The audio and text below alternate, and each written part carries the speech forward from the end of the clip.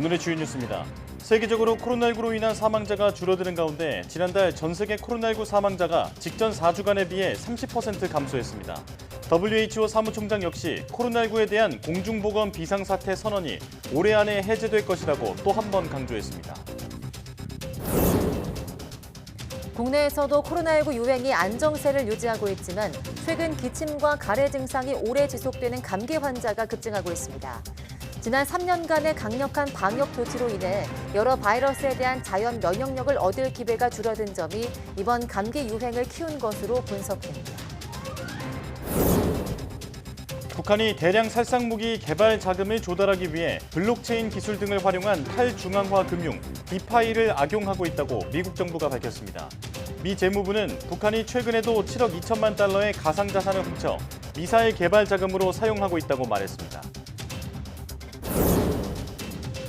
세계 현대미술의 흐름을 한눈에 볼 수 있는 광주 비엔날레가 개막해 94일간의 대장정에 들어가 있습니다. 14번째를 맞은 이번 광주 비엔날레에는 세계 32개 나라에서 79명의 작가가 참여했는데 러시아와 전쟁 중인 우크라이나 등 9개 나라의 특별 전시실도 마련됐습니다. 캐나다 퀘벡주에 강력한 바람을 동반한 얼음 폭풍이 몰아쳐 110만여 가구의 전기가 끊겼습니다. 시속 50에서 60km의 강풍 속에 비까지 내리면서 도로는 얼어붙었고 곳곳에 나무가 쓰러지면서 전력선을 건드려 대규모 정전이 일어났습니다.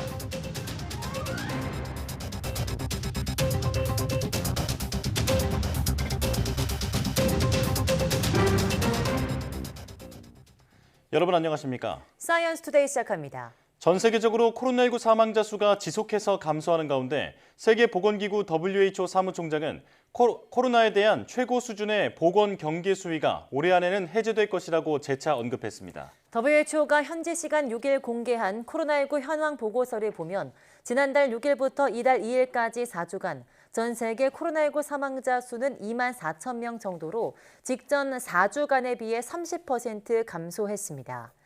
코로나19 확진자 규모도 직전 4주간 대비 28% 줄어든 320만 명 정도로 집계됐습니다. 테워드로스 아드하놈 거브레예수스 WHO 사무총장은 이날 기자회견에서 코로나19에 대한 국제적 공중보건 비상사태가 올해 안에는 해제될 수 있다고 생각한다고 말했습니다. 코로나19 유행이 이어지는 동안 외식이 줄고 식이보충제 복용과 배달음식 섭취가 늘어나는 등 식생활에도 작지 않은 변화가 나타난 것으로 확인됐습니다.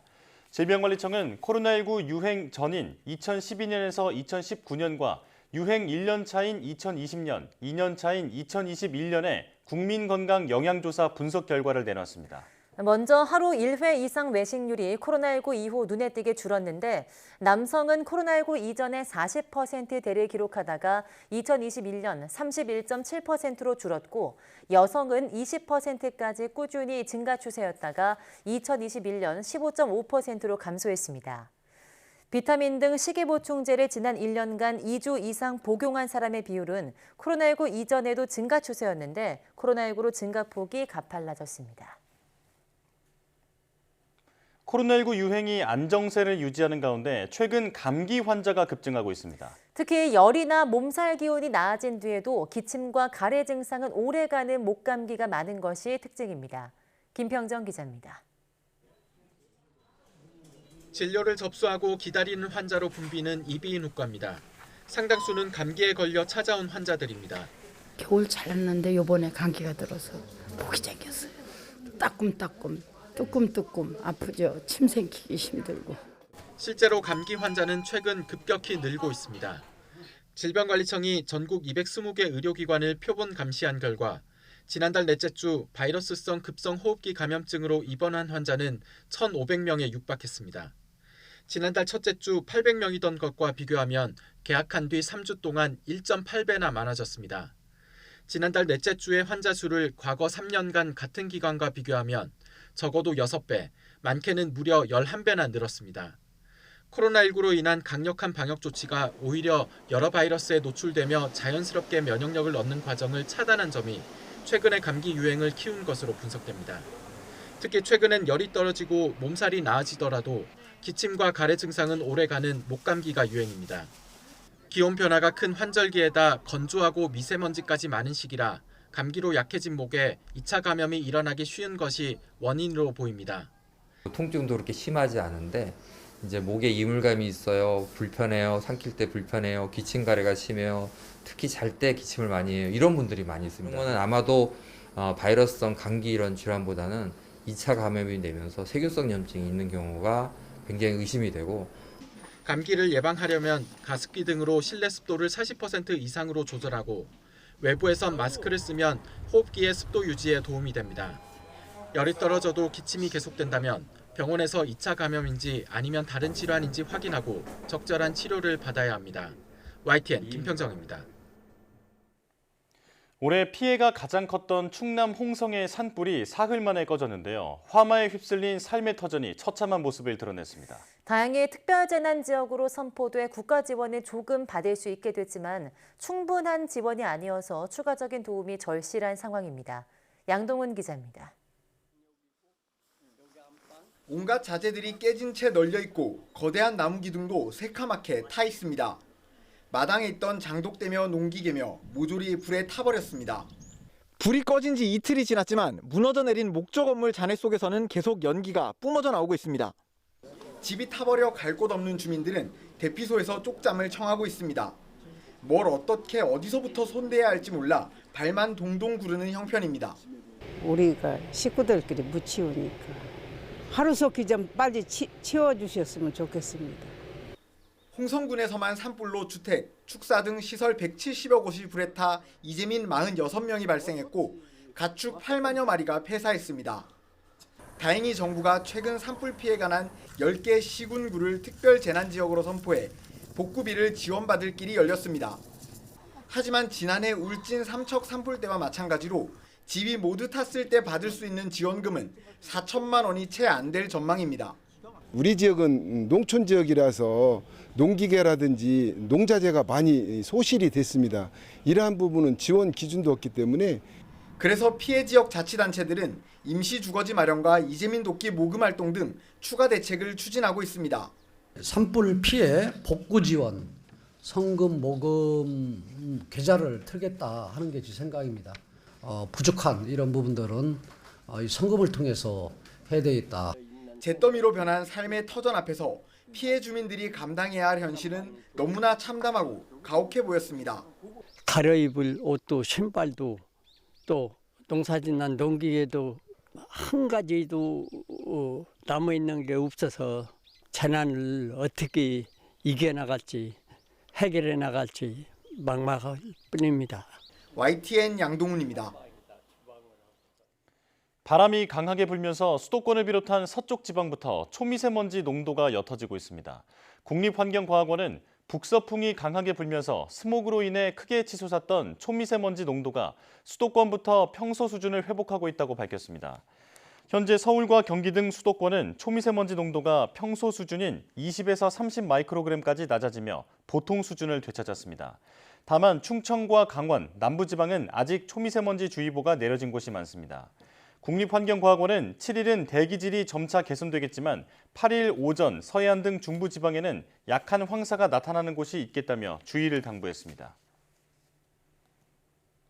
고온 현상으로 마치 초여름 같은 날씨가 나타나더니 이제는 때늦은 꽃샘추위가 찾아왔습니다. 롤러코스터 같은 기온 변화에 면역력이 떨어져 봄철 건강에 주의가 필요해 보입니다. 김민경 기자입니다. 하얀 눈송이 같은 벚꽃이 가지마다 가득 피어났습니다. 낮 기온이 25도까지 오르는 때이른 초여름 더위에 1-2주가량 일찍 핀 겁니다. 하지만 소형 태풍급 비바람이 몰아치더니 기온은 금세 10도나 뚝 떨어졌습니다. 이어 중부 내륙은 기온이 영하권으로 내려가며 때늦은 꽃샘추위가 찾아왔고 전북 무주 덕유산에는 눈이 내려 정상 일부가 하얗게 변했습니다.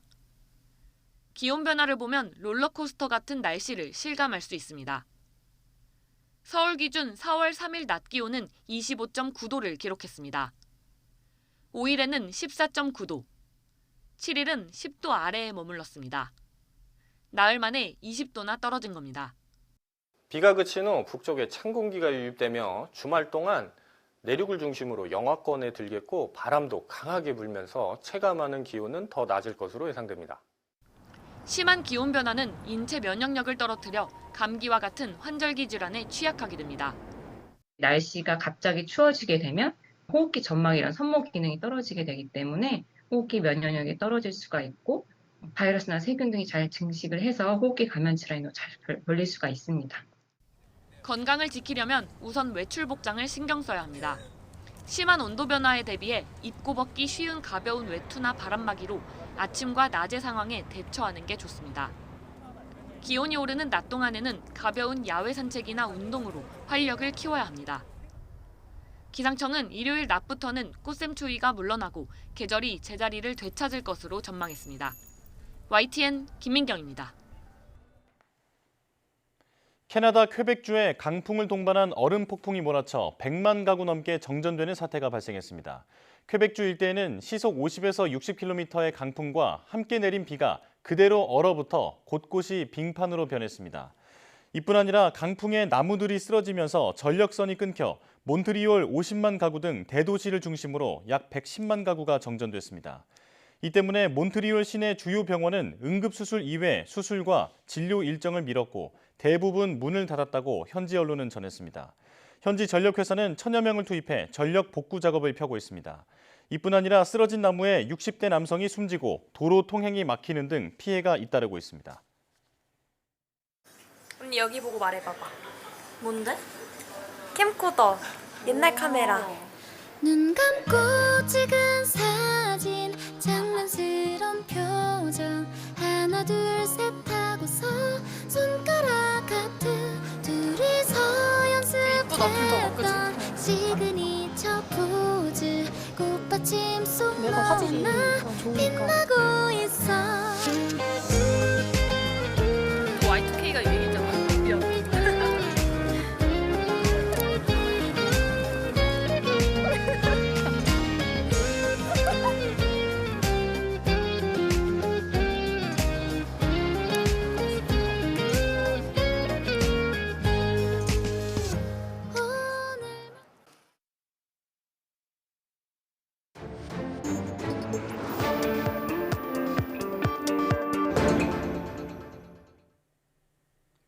한 주간 가장 주목받은 과학 소식을 되돌아보는 사이언스 핫5 시간입니다. 네, 이번 주에는 어떤 이야기가 시청자들의 주목을 받았는지 최소라 기자와 함께 이야기 나눠보겠습니다. 어서 오세요. 안녕하세요. 네, 5위부터 알아볼까요? 네, 과학계에서 요즘 가장 큰 이슈죠. 챗GPT에 대한 소식인데요. 이 챗GPT에 대해서 최근 사회적인 논란이 잇따르고 있습니다. 지난달 20일 챗GPT 개발사 오픈AI가 프로그램 오류로 일부 이용자의 개인정보가 노출됐다고 밝혔는데요. 네. 챗GPT 유료 이용자 가운데 1.2%의 이름과 신용카드 마지막 4자리 그리고 유효기간 등이 다른 이용자들에게 노출됐다는 겁니다. 챗GPT는 앞서 탈옥 이슈도 심각한 문제로 떠오른 바 있습니다. 챗GPT는 성적인 대화나 성별, 인종과 같은 차별 요소가 포함된 질문에는 대답을 하지 않도록 설계가 돼 있는데요. 네. 이용자들이 시스템의 허점을 이용해서 챗GPT에게 음란 조서를 쓰게 한다거나 이런 살인 방법을 설계하도록 하는 방법을 찾았다면서 공유하는 사례가 이어진 겁니다. 특정 명령어를 입력을 한다거나 특정 상황을 설명하는 방식인데 챗GPT의 제한 기능을 해제하는 원리라서 탈옥이라고 부릅니다. 네, 과거 우리나라에서 벌어졌던 이루다 사태가 좀 떠오르는 것 같은데요. 이 때문에 세계적으로 좀 규제 움직임도 빨라지고 있다고요? 네, 그렇습니다. 지난달 31일에 이탈리아 당국은 개인정보 보호를 이유로 챗GPT 접속을 차단하고 자체 조사에 들어갔습니다. 챗GPT가 이용자의 나이를 확인하지 않고 미성년자에게 부적절한 답변을 했는지와 또 개인정보를 무단으로 사용을 했는지 등을 보겠다는 겁니다. 네. 이후 캐나다와 프랑스도 조사에 착수했고요. 독일은 이탈리아에 조사 정보를 요청하기도 했습니다. 우리 정부도 이번 문제를 들여다보고 있는데요. 이 개인정보보호위원회가 지난 6일에 챗GPT 국내 유료 이용자의 결제 정보가 노출됐는지 여부를 확인하고 있습니다. 또 이번 확인이 끝나면 챗GPT의 학습 데이터에 국내 데이터가 어떻게 활용되는지 또 개인정보보호법상 문제는 없는지 등에 대한 조사도 검토 중이라고 밝혔습니다. 각국의 이런 움직임에 대해서 오픈AI는 이 미성년자 보호 문제에 대해서는 나이에 따른 사용 제한을 검토 중이라고 밝혔고요. 또 챗GPT는 이 인터넷에 공개된 콘텐츠만을 학습하긴 하지만 여기에 개인정보가 포함됐을 수 있다면서 개인정보를 삭제하거나 알고리즘을 조정해서 개인정보를 요구하는 요청을 거부하도록 했다고 설명했습니다. 네. 워낙 위력이 막강한 만큼 규제도 정교하게 마련할 필요가 있어 보입니다. 자, 그리고 4위는 방패장 건설 논의 소식이군요. 네, 그렇습니다. 우리나라의 원자력 발전 역사도 어느덧 45년이 됐는데요. 이 원자력 발전소를 돌리고 나면 방사능을 내뿜는 폐기물인 사용 후 핵연료가 발생을 합니다. 지금은 이런 고준위 폐기물을 원전 부지 안에 있는 저장 수조에 임시로 보관을 하고 있는데요. 지금까지 18,000여 톤이 쌓였고 앞으로도 계속해서 수백 톤씩 늘어날 예정입니다. 문제는 원전 부지 내 저장 수조가 거의 다 차간다는 건데요. 이 현재 고리 원전은 86%가 차버린 상황이고요. 하늘 원전은 82.5%가 채워졌습니다. 이대로라면 2030년대에는 여러 곳에서 이 폐기물이 꽉 차버리게 되는 상황이 벌어지게 됩니다. 네, 그렇게 되면 더 이상 원전 발전을 할 수가 없게 되는 건데 저는 이 기사를 보면서 마음이 급해지더라고요. 사실 이제 더는 미룰 수 없는 문제죠. 네, 그렇습니다. 일단은 급한 대로 원전 부지 안에 임시보관시설을 증설하는 방안도 나왔는데요. 지역 주민들과 시민단체가 이런 방안은 이 임시저장을 가장한 영구저장이라면서 강력하게 반대하고 있습니다. 이 결국에 최상의 방법은 지하 500m에 사용 후 핵연료를 이 영구적으로 묻어두는 이른바 고준위 방패장을 짓는 방안인데요. 부지 선정부터 실증 연구, 시설 공사까지 최소 37년이 걸리고요. 이 기간을 최대한 줄인다고 하더라도 10년 이상을 줄이기는 어렵다는 게 중론입니다. 임시 수조가 다 찬 뒤에도 그러니까 20년, 30년 정도는 이 사용 후 핵연료를 버릴 곳이 없는 상황입니다. 이런 상황인데도 이 고준위 방패장 건설을 위해서 여야 의원이 발의한 3개의 법안을 두고 국회에서도 의견이 엇갈리고 있어서 이 특별법 제정부터가 갈 길이 멉니다. 네, 일각에서는 지금 상황을 두고 좀 화장실 없는 아파트다 이런 말도 나오고 있는데요. 해결의 실마리를 조속히 마련해야 할 것 같습니다. 3위 소식도 알아볼까요? 네, 내년 11월에 발사되는 달 궤도선 아르테미스 2호에 타게 될 우주비행사 4명이 지난 3일에 발표됐습니다. 이 달 궤도 비행 사상 최초로 여성 비행사와 흑인 비행사가 포함됐는데요. 여성 비행사 크리스티나 코크는요, 국제우주정거장에서 일하는 엔지니어로 최초로 우주공간을 유영한 여성으로 기록된 인물이고요. 또 흑인인 빅터 글로버는 국제우주정거장에 탑승을 했던 최초의 흑인으로 기록된 인물입니다. 이 밖에 캐나다인인 제레미 한슨과 리드 와이즈먼 국제우주정거장 엔지니어 이렇게 모두 4명이 내년 달 궤도 비행에 나서는 겁니다. 아르테미스 2호는 10일간 지구에서 40만 킬로미터 떨어진 곳까지 날아가서 달 궤도를 돌고서 지구로 돌아오는데요. 이 비행 기간 동안에는 앞으로의 유인 우주 비행에 필요한 기기들이 제대로 작동하는지를 확인할 예정입니다. 이번 비행이 성공적으로 끝난다면 이 나사는 2025년에 아르테미스 3호를 발사해서 달에 사람을 착륙시킬 계획입니다. 우주는 모두의 것이니까요. 의미 있는 소식이라는 생각이 드네요. 자, 이제 2위 소식 알아볼까요? 네, 3D 프린터로 인공 뼈나 조직을 찍어내서 손상된 인체를 치료하는 연구가 활발한데요. 아직 이 3D 프린터에 들어가야 하는 바이오 잉크를 개발하는 데 어려움이 있어서 이 기술은 상용화가 되지 못하고 있는 상황입니다. 이 바이오 잉크의 재료인 외부 세포가 인체에 부작용을 일으키기도 하고요. 또 잉크 모양을 잡아주기 위해 사용되는 각효제가 체내 독성을 일으킬 위험이 있어서 상용화되지 못하고 있는 건데요. 이 국내 연구진이 온도 조절만으로도 이 바이오 잉크가 안정적인 모양을 유지하도록 하는 기술을 개발했습니다. 이 온도를 조절한다는 게 어떤 특별한 조치를 해야 하는 게 아니라서요. 우리 체온에 닿으면은 자동으로 이 잉크가 단단해져서 문제가 해결된다는 겁니다. 연구팀은 이 잉크로 인공 조직을 프린트하면 다양한 모양의 조직을 만들 수 있고 또 모양도 단단하게 계속 유지가 됐다고 말했습니다. 또 바이오 잉크의 인체 면역 반응을 일으킬 수 있는 이런 외부 세포 등이 아닌 조직 재생을 돕는 성장 인자가 들어있어서 재생 효과를 극대화할 수 있다는 게 연구진의 설명입니다. 네. 자, 그렇다면 이렇게 만든 인공 조직을 이용해서 그 손상된 부분을 복구하는 데도 성공했나요? 네, 그렇습니다. 연구진은 머리뼈가 손상된 쥐에게 이 잉크로 만든 지지체를 이식을 했는데요. 8주 만에 뼈가 정상 조직 수준으로 재생됐다고 밝혔습니다. 또 인공조직은 조직 재생을 도운 뒤에 시간이 지나면 체내에서 분해가 되는 것으로 나타났습니다. 연구진은 바이오잉크를 국내 벤처기업에 기술 이전해서 임상시험을 준비 중이라고 말했고요. 빠르면 3년 안에 상용화될 수 있을 것으로 기대했습니다. 네, 골절이나 또 다양한 수술, 다양한 부분에 굉장히 많이 사용될 것 같은데요. 얼른 상용화가 좀 되었으면 좋겠습니다. 1위 소식도 알아봐야겠죠? 네, 혈액 단 10방울만으로 폐암과 위암 등 이 주요 6가지 암을 조기에 진단할 수 있는 기술이 주목을 받았습니다. P1cc를 얻어서 특정 물질을 분리해낸 다음에 빛을 통과시켰을 때 나오는 그래프를 인공지능이 분석을 하는 건데요. 그렇게 하면 폐암과 췌장암, 그리고 유방암, 대장암, 위암, 간암 이렇게 6가지 암 여부를 가릴 수 있는 겁니다.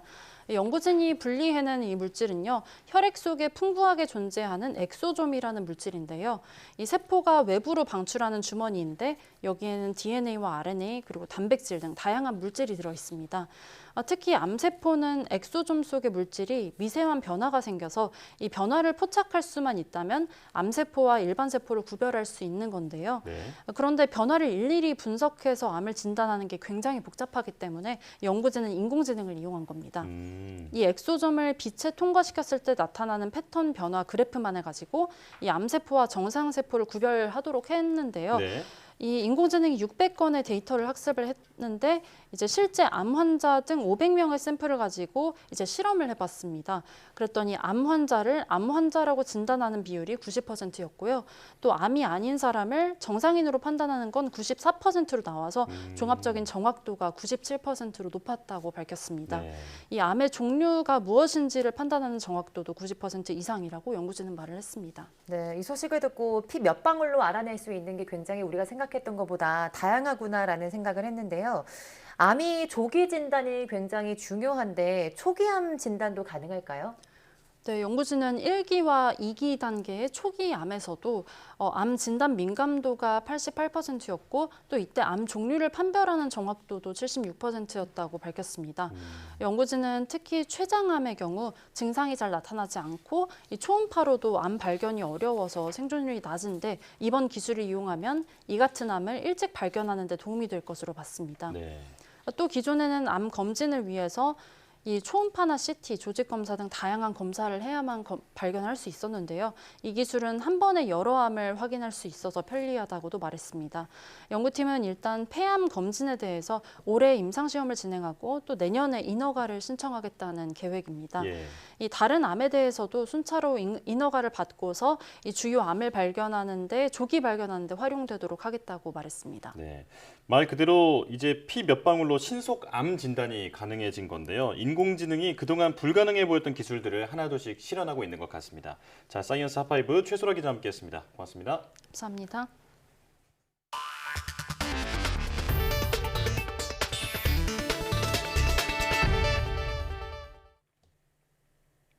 북한이 대량 살상 무기 개발 자금을 조달하기 위해 블록체인 기술과 가상자산 등을 활용한 탈중앙화 금융, 디파이를 악용하고 있다고 미국 정부가 평가했습니다. 미 재무부는 북한이 최근에도 7억 2천만 달러의 가상자산을 훔쳤다고 공개했습니다. 김준호 기자입니다. 미국 재무부가 처음으로 발간한 디파이 불법 금융위험 평가 보고서입니다. 블록체인 기술과 가상자산 등을 활용한 개인 간 금융거래를 의미하는 디파이, 즉 탈중앙화 금융과 관련한 여러 위험들을 평가했습니다. 이 보고서에서 북한의 해커들이 디파이 서비스를 이용해 불법으로 확보한 자금을 이전하고 세탁하고 있다고 밝혔습니다. 재무부는 특히 북한이 미국과 유엔 등의 제재 압박을 받으면서 갈수록 가상화폐 거래소 등 가상자산 서비스 제공자와 디파이 서비스에서 가상자산을 훔치고 있다고 지적했습니다. 그 사례로 북한 정부와 연계된 해킹 조직인 라자루스 그룹은 지난해 블록체인 비디오 게임 업체 엑시 인피니티와 2020년 블록체인 기술기업 하모니에서 7억 2천만 달러의 가상자산을 훔쳤다고 재무부는 소개했습니다. 북한 연계 해킹 조직들은 가상자산과 관련된 랜섬웨어 공격에도 관여해왔으며 북한이 전 세계에 파견한 수천 명의 고숙련 정보기술, IT 노동자들도 가상자산 관련 프로젝트를 자주 수행하고 있다고 재무부는 설명했습니다. 재무부는 북한의 IT 노동자들이 이런 프로젝트를 맡으면서 얻은 시스템 접근권이 북한의 악의적인 사이버 침투를 가능하게 하거나 북한의 자금 세탁 활동을 지원하는 데 사용될 수 있다고 경고했습니다. 재무부는 북한이 이렇게 훔친 가상자산을 대량 살상무기, WMD와 탄도미사일 개발 자금으로 사용하고 있다고 봤습니다. 재무부는 디파이 서비스가 한 곳에 많은 자금이 모여 있고 사이버 보안 기준이나 규제가 없고 관리자의 권한이 집중되는 특성 때문에 절도에 취약하다고 지적했습니다. 그러면서 국제 자금 세탁 방지 기구 등을 통해 국제사회와 협력해 규제 틀을 마련하고 관리 감독을 강화해야 한다고 강조했습니다. YTN 김진호입니다. 올해 12월부터 철도와 버스, 택시, 항공 등을 한 가지 애플리케이션에서 한 번에 검색하고 예약할 수 있는 시범 서비스가 도입됩니다. 국토교통부 대도시권 광역교통위원회는 한국도로공사, 카카오모빌리티 등과 전국 통합교통서비스 시범사업 협력을 위한 협약을 체결한다고 밝혔습니다. 통합교통서비스는 철도, 버스, 항공, 택시, 도심 항공교통 등 모든 교통수단 서비스를 통합하는 개념입니다. 국토부는 대광이는 2년 동안 시범사업을 진행한 뒤 보완사항 등을 검토해 모든 민간 플랫폼 기업과 지방자치단체로 해당 서비스를 확대할 계획이라고 설명했습니다. 전기차 보급이 늘어나면서 새로운 소재, 강화된 기준에 맞는 부품 수요가 늘고 있는데요. 새로운 소재와 기술을 시험하고 검증하기 어려운 중소부품 업체를 지원할 첨단 소재 부품 연구센터가 경북 경주에 문을 열었습니다. 이윤재 기자가 보도합니다. 구부렸다 폈다를 반복하던 얇은 신소재가 어느 순간 끊어집니다. 순간 가해진 힘의 크기가 어느 정도인지는 장비에 고스란히 기록돼 새로운 소재 개발의 기초 정보가 됩니다. 또 한편에선 전기차 배터리가 시험 장비에 통째로 올려져 상하 좌우로 심하게 흔들립니다. 극한의 주행 환경에서 부품이 버티는지를 확인하는 겁니다. 자동차에서 받을 수 있는 여러한 진동사항을 채취를 해서 저 장비에 직접 그와 동일한 진동을 가진하면 부품류들이 이제 그런 상황에서 얼마큼 신뢰성이 있는지를 확인하는. 경북 경주에 신소재 자동차 부품을 만들고 성능을 시험할 수 있는 연구센터가 문을 열었습니다. 기술과 신뢰성, 예산 같은 문제로 미래차에 적용되는 새로운 부품 개발이 쉽지 않은 중소업체에 담비 같은 역할이 기대됩니다. 미래차료를 전환해서 이제 새로운 부품을 많이 개발하다 보니까 이제 새로운 인증이나 그런 규제에 묶여가지고 이제 좀 어려움이 있는데 그런 부분들도 이제 이런 기관과 함께 협업을 해서 헤쳐나갈 수 있을 것 같습니다. 전국 자동차 부품업체 가운데 1,400여 개, 13.7%는 경북에 몰려 있고 이 중에 절반은 울산과 가까운 경주에 있습니다. 경상북도와 경주시도 자동차 부품 산업이 세계 흐름에 맞춰 변화할 수 있게 지원할 계획입니다.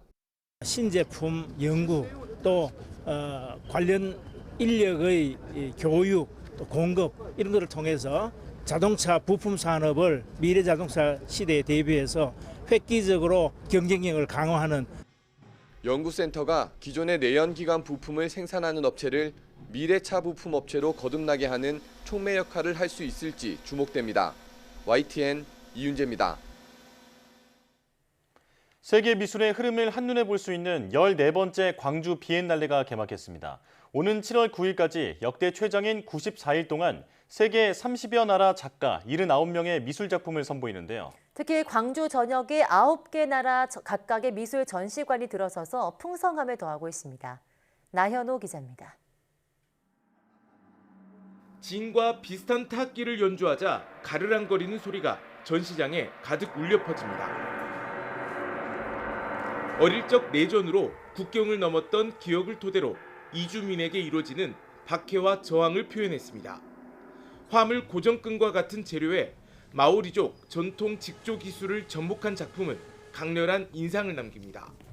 줄이 일정한 간격으로 팽팽하게 당겨진 모습은 긴장감마저 감돌게 합니다.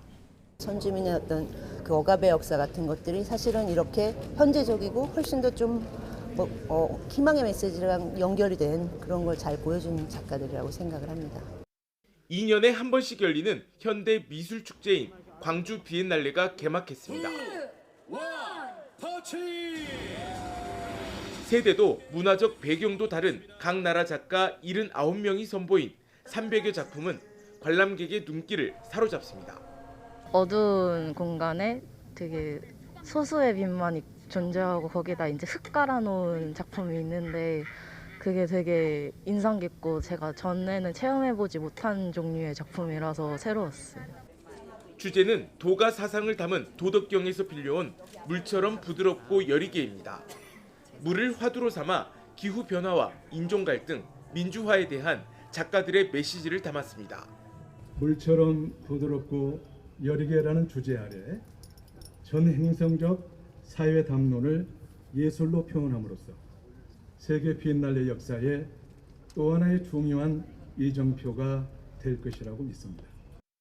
광주 비엔날레 전시관뿐만 아니라 광주 국립박물관과 무각사 등 광주 지역 여러 미술관에도 작품이 마련됐습니다. 특히 프랑스와 중국을 비롯해 무려 9개 나라 미술 전시관이 따로 마련돼 볼거리를 더했습니다. 역대 가장 긴 94일 동안 열리는 아시아 최대 미술축제 광주 비엔날레는 오는 7월 9일까지 계속됩니다. YTN 나연호입니다.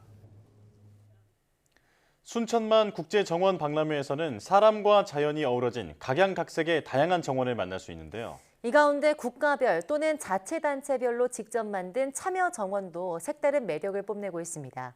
오선열 기자입니다.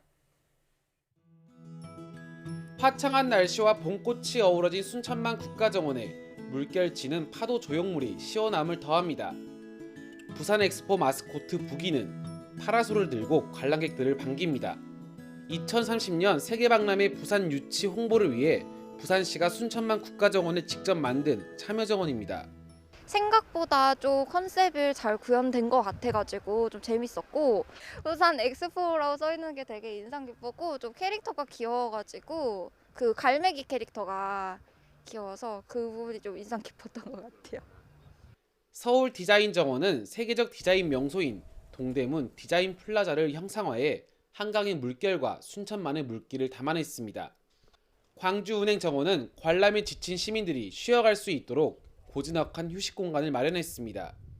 예전과 같을 줄 알았는데 생각보다 변한 곳들이 생각보다 많았고 조각상들이 크기가 변한다던가 아니면 배치가 바뀐다던가 그 지역 특유의 건축물 같은 느낌을 제대로 살렸다고 생각해서 굉장히 뜻깊었습니다. 지진 피해가 발생한 튀르키예도 특유의 건축 양식을 선보이며 지역별 명소를 전시했습니다. 과거에 있었던 여러 기업 정원들, 지자체 정원들을 대부분들 다 정리를 했습니다.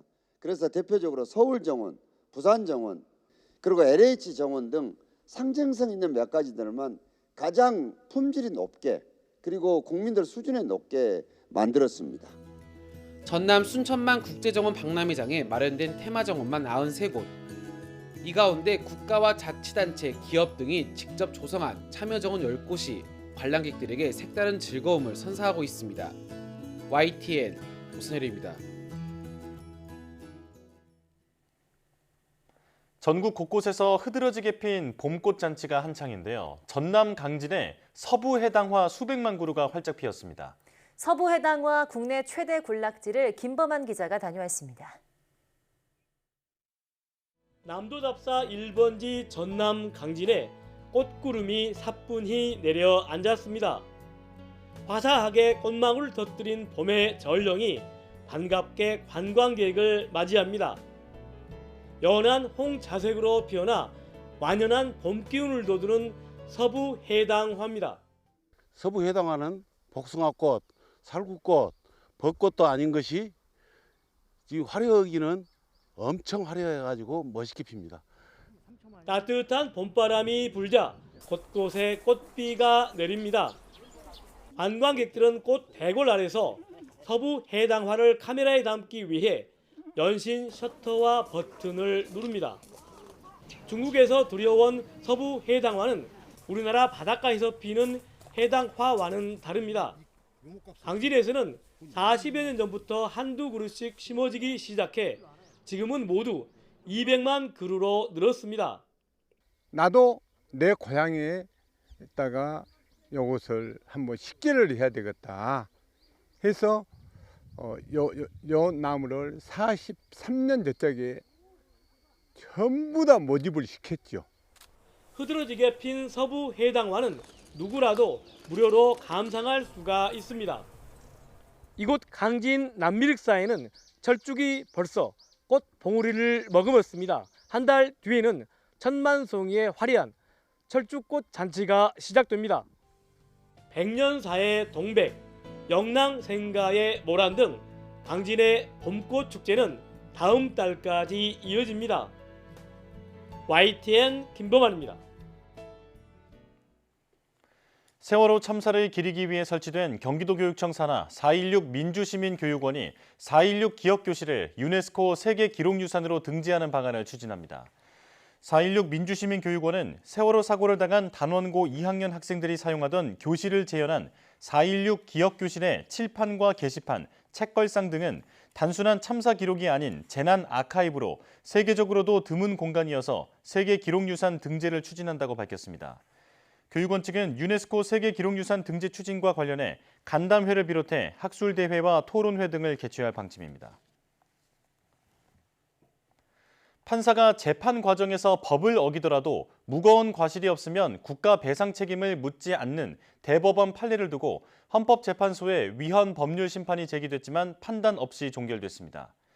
헌재는 서울중앙지법 서영효 부장판사가 공무원의 위법한 직무 집행에 국가 배상 책임을 지우게 한 국가배상법 조항에 관해 제청한 위헌 법률 심판을 재판관 5대4 의견으로 각하했습니다. 헌재는 해당 조항을 해석한 대법원 판례는 고의나 과실, 위법성에 대한 판단 기준을 제시한 것일 뿐 국가 배상 책임의 성립 요건을 새로 규율한 건 아니라며 위헌 심판 대상이 안 된다고 지적했습니다. 다만 반대 의견을 낸 재판관 4명은 위헌 심판 제청 자체는 적법하지만 법권의 국가 배상 책임은 법원의 독립성 때문에 엄격히 제한될 필요가 있다는 이유 등으로 대법원 판례가 헌법에 어긋나지 않는다고 판단했습니다. 한미동맹 70주년과 미주 한인 이민 120주년을 맞아 한국의 법정 기념일인 김치의 날을 미국의 공식 기념일로 지정하자는 결의안이 제출됐습니다. 영김 미 연방하원 의원은 현지 시간 6일 미국에서 11월 22일을 김치의 날로 선포하자는 내용의 결의안을 연방하원에 냈습니다.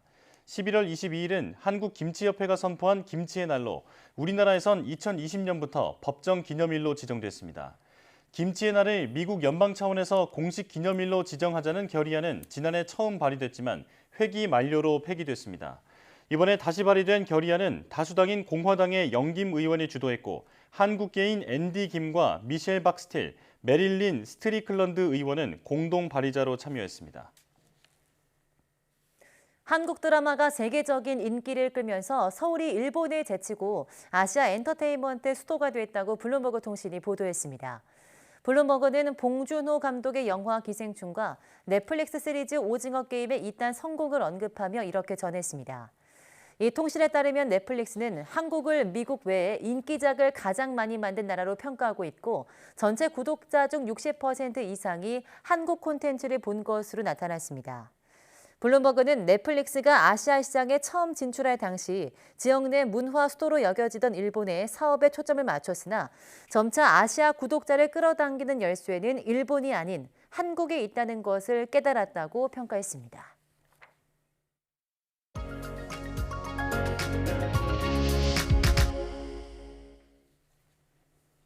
사과 그림 하나로 근대 회화에 큰 영향을 준 폴 세잔은 프랑스 출생으로 사물의 본질을 묘사하려고 끊임없이 탐구했던 화가인데요. 오늘 사이언스인 아트에서는 폴 세잔의 생애와 표현 기법에 대해 이야기 나눠보겠습니다.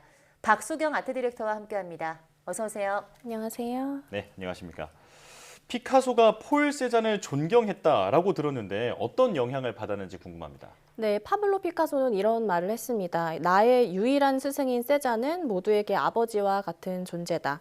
근데 사실 대중들에게는 세잔보다는 피카소가 훨씬 잘 알려져 있는데요. 네. 이 피카소가 살아생전에 세잔을 무척 존경하고 또 많은 영향을 받았습니다. 이 피카소는 그림을 조각조각 해체했다가 합친 듯이 표현하곤 했는데요. 이 한 곳에서 바라본 모습이 아니라 여러 시점에서 본 모습을 피카소 특유의 기법으로 표현한 게 바로 입체주의죠. 네. 근데 그 이전에 세잔의 다시점이 있었습니다. 네, 여기서 다시점이란 여러 관점에서 바라본 시점을 이야기하는데요. 이 폴 세잔의 사과 그림이 유명한 이유가 바로 거기에 있습니다. 이 세잔이 그린 정물화에는 다시점이 적용되어 있기 때문인데요. 사물을 보이는 대로만 그린 게 아니라 여러 방향에서 바라본 모습을 하나의 화폭에 담은 겁니다. 네, 말씀하신 것처럼 세잔의 사과 그림이 특히 유명한데요. 세잔은 왜 다시점으로 그림을 그린 걸까요? 네, 작가들마다 그 그림을 그릴 때 회화의 본질에 대해서 생각하는 바가 다 다른데요. 세잔의 경우에는 사물을 그리는 것이 눈앞에 보이는 대로 이 사물을 묘사하는 것을 넘어서 그 사물의 본질을 화폭에 담아야 한다고 생각했습니다. 네, 사과를 예로 들면 그 한 방향에서 바라본 사과는 한쪽 면밖에 안 보이겠죠. 근데 우리가 두 눈으로 사과를 바라볼 때랑 왼쪽 눈을 감고 바라볼 때, 또 오른쪽 눈을 감고 볼 때가 다 각각 다릅니다. 네, 세잔은 여러 방향에서 바라본 사과의 모습을 하나의 화폭에 담기 위해서 노력했는데 그게 바로 사과의 본질을 잘 보여준다고 생각했기 때문입니다. 네, 그래서 다시점을 평면에 한 번에 그려내기 위해 꾸준히 연구하고 또 기존의 미술 기법, 그러니까 원근법 같은 것들을 자기만의 방식으로 표현하게 된 겁니다. 그렇군요. 사물의 본질, 그러니까 눈으로 본 것은 한쪽 방향만 보게 되는 거니까 사물의 본질을 그리기 위해서 다양한 각도에서 그림을 그렸다. 자, 정말 독창적이라는 생각이 드는데 그렇다면 본격적으로 폴 세잔이 어떤 사람인지 소개해 주시죠. 네, 폴 세잔은 프랑스 남부에 위치한 엑상프로방스에서 1839년에 태어났습니다. 일찍부터 미술에 재능이 있어서 화가의 길을 꿈꿨는데요. 네. 아버지의 반대로 법학과에 입학을 하게 됩니다. 네, 하지만 작가의 꿈을 끝내 놓을 수가 없어서 이 법학 공부를 멈추고 파리로 향하게 되는데요. 아카데미 쉬스에서 다양한 예술가들을 만나 교류하게 됩니다. 이 세잔의 초기 작업들은 크게 두각을 나타내지는 않았지만 꾸준히 활동하고 또 작업도 하게 됩니다. 1870년대에 인상주의 화가들과 교류하는데요. 이 작업과 기법에 대해서 논하기도 하고 함께 야외로 나가서 그림을 그리기도 하면서 영향을 받게 되거든요. 예. 네, 함께 전시도 했지만 이 인상주의 사조에 100% 공감하지는 못했던 세잔은 이후 기법이 조금씩 달라지게 됩니다. 특히 네덜란드 프랑드르의 미술에서 영감을 받기도 했다고 알려졌는데요. 네. 이 플랑드르 출신 예술가로는 렘브란트 등이 있습니다. 네, 1895년에는 첫 개인전을 성공적으로 개최하고요. 1900년대에는 세잔 특유의 화풍이 더욱 널리 알려지게 됩니다. 이 세잔은 정물화 등을 그리면서 자연에도 관심이 많았는데요. 네. 이 자연의 요소들을 세세하게 묘사하기보다는 단순화시켜서 주로 표현했습니다. 1906년에 고향에서 생을 마감하게 되는데 그 다음 해인 1907년에 대규모 회고전이 열렸거든요. 예. 네, 이때 다음 세대의 젊은 예술가들 사이에서 이 세잔의 작업들이 크게 화제가 되기도 했습니다. 네, 방금 전 세잔이 또 인상주의 화가들을 만난 이후 좀 기법이 달라졌다 이렇게 말씀을 해주셨는데요. 어떻게 달라지게 됐을까요? 네, 인상주의는 19세기 후반부터 20세기 초에 프랑스를 중심으로 일어난 미술 사조죠. 이 정형화된 사물의 형태를 그리는 전통적인 회화 기법을 거부하고 빛에 따라서 시시각각 변화하는 사물의 모습을 그대로 포착하는 특징이 있습니다. 네. 이 세잔은 인상주의 화가들 중에서도 특히 까미유 피사로로부터 이론이나 기법에 대해서 영향을 받게 되는데요. 이 함께 교류하면서 야외에 나가서 작업도 하고 친하게 지내지만 한편으론 인상주의가 눈에 보이는 빛의 효과에만 너무 집착한다고 생각했습니다. 근데 인상주의로부터 큰 영향을 받은 건 사실이지만 그 안에서 자신만의 문제점을 발견하게 된 건데요. 이 세잔은 그래도 회화의 본질은 형태에 있다고 생각하게 되고요. 특히 자신의 생각과 감정이 작품에 잘 드러나던 타입이었기 때문에 기법이 점차 달라지게 됩니다. 진중권 교수는 저서에서 이렇게 이야기했습니다. 인상주의가 모던 라이프의 스냅 사진을 지향했다면 세잔은 순간적인 효과를 넘어 사물의 감춰진 본질을 포착하려 했다. 네. 세잔을 한마디로 나타내는 어떤 단어를 본다면 본질이다 이렇게 얘기를 할 수 있을 것 같은데요. 자, 그렇다면 세잔의 대표작도 소개해 주시죠. 네, 아무래도 세잔의 정물화가 가장 잘 알려져 있죠. 이 작품은 사과와 오렌지가 있는 정물입니다. 오르세 미술관에서 소장하고 있는데요. 네, 사과와 오렌지의 색감이 따스하고 전체적으로 인상적입니다. 네. 네, 그런데 이 정물화는 사실 계속 보면 뭔가 이상하게 느껴질 수 있는데요. 네, 실제 테이블 위에 사과와 오렌지가 같은 위치로 올라가 있다고 상상하고 이 그림과 비교해 본다면 좀 어색한 부분들이 보일 겁니다. 네. 네, 우선 사과와 오렌지들이 위치가 다 다른데 좀 평면적으로 보이지 않나요? 그렇네요. 네, 피카소가 세잔의 영향을 받았다고 했는데요. 이 피카소의 그림에서도 이런 특징이 있습니다. 다른 시점에서 본 모습들을 한 평면에 올려 그려놓은 느낌이고요. 특히 테이블 위에 이 테이블보도 앞에서 본 모습이 아니라 위에서 내려다본 것처럼 쏟아져 내리는 형태입니다. 네, 그러니까 사과와 오렌지, 테이블보와 물병까지 한 방향에서 본 모습이 아니라 전부 다른 시점에서 본 형태를 한데 모아놓은 겁니다. 네, 어색할 수밖에 없는데요. 이 앞서 이야기한 것처럼 세자는 사물을 눈에 보이는 대로 담는 것보다 여러 시점에서 본 조각조각의 모습들을 머릿속으로 모아서 화폭에 한데 표현하는 게 바로 그 사물의 본질을 회화로서 그려낸다고 생각했기 때문에 네, 이렇게 표현을 하게 된 겁니다. 사람의 눈으로는 볼 수 없는 모습을 회화로 실현시킨 겁니다. 네, 그야말로 세잔의 사과는 미술사에 좀 시야를 넓혀놓은 그런 위대한 사과가 아닐까 싶은데요. 그렇다면 이런 정물화 외에 또 어떤 그림이 있을까요? 네, 세잔의 대표작 중에서는 카드놀이 하는 사람들이라는 작품도 굉장히 잘 알려져 있는데요. 네, 역시 오르세 미술관에서 소장을 하고 있고요. 이 세잔이 한때 루브르에서 작품을 따라 그리는 모사를 했을 때 이 카드놀이 하는 사람들을 주제로 한 작품을 많이 접했다고 합니다. 굉장히 다양한 작가들이 이 주제로 작업했는데요. 세잔은 50세를 넘길 때까지도 크게 인지도가 높진 않았기 때문에 지속적인 작업과 또 새로운 시도를 했습니다. 네, 이후 카드놀이 하는 사람들을 소재로 작업을 하기 시작하는데요. 2명의 사람이 실내에서 마주보고 앉아서 함께 카드놀이에 열중하고 있는 모습입니다. 어두운 배경으로 보아서 밤 시간대로 보이는데요. 전체적으로 보이는 거친 붓터치가 눈에 띕니다. 정적으로 앉아있는 자세지만 물감의 거친 텍스처와 역동적인 붓질 때문에 생동감을 더해주는 작품입니다. 네. 자, 폴 세잔의 사과를 세상을 바꾼 사과라고 부르는 사람도 있더라고요. 자, 오늘 설명을 들어보니까 왜 그렇게 불리는지 잘 알게 됐습니다. 자, 사이언스 인 아트 박수경 아트 디렉터와 함께했습니다. 고맙습니다.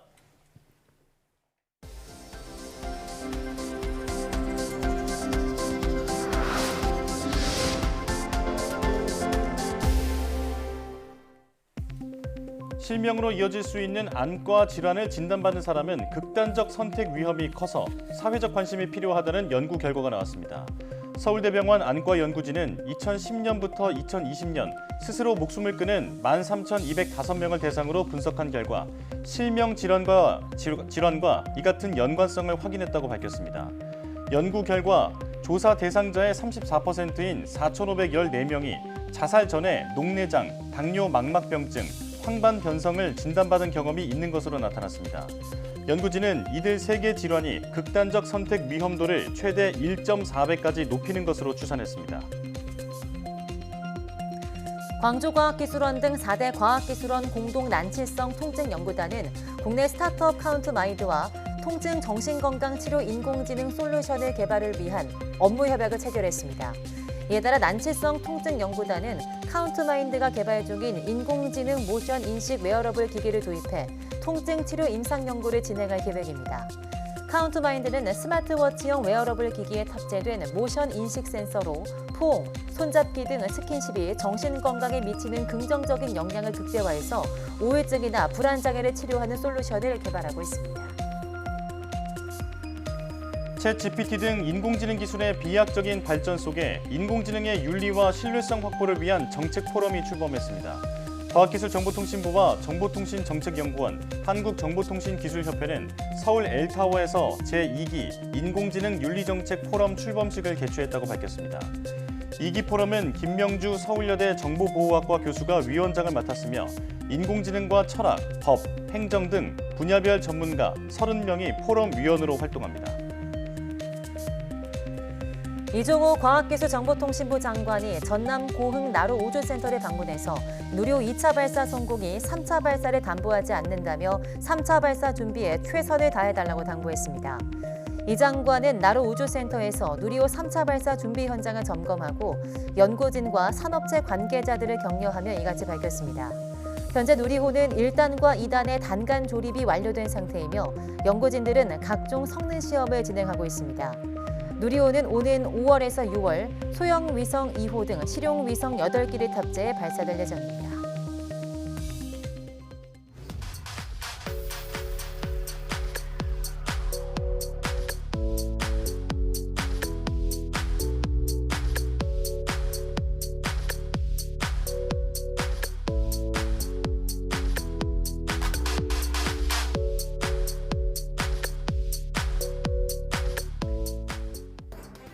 앞서 보신 것처럼 최근 감기 환자가 급증하고 있는데요. 코로나19 방역 조치가 감기 같은 다른 바이러스에 대한 노출까지 차단하면서 면역력이 생성되지 않았기 때문으로 보입니다. 기온 변화가 큰 환절기에다 건조하고 미세먼지까지 많은 시기라 특히 목감기 환자가 많은데요. 실내 습도를 40% 이상으로 유지하고 외출할 때는 마스크를 착용하시는 게 좋겠습니다. 뉴스 마칩니다. 시청해주신 여러분 고맙습니다.